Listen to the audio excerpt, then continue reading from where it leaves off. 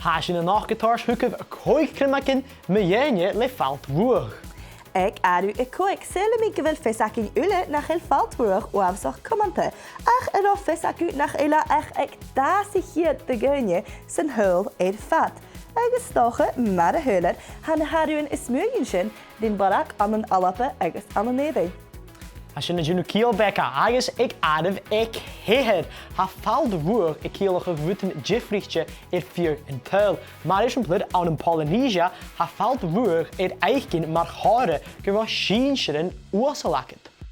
Ag aru tri ha Falt Ruadh chien a ahrachach ginchel a kujak a tart fiarsten ille de gynnu ag villa, maar krachon a ha baan agus flankes nas isle gan grian.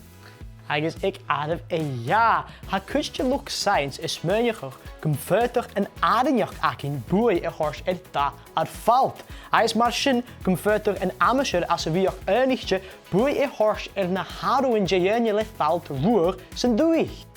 Agus mi ag aru han as na chirin iasol ha feis ake gach blianne gan hanam wo tarchendach ham nasken op sin kerst. Ik killig lion Falt Ruadh. Bine meidje de gynnu is shul aan voor fagen hui gach blianne.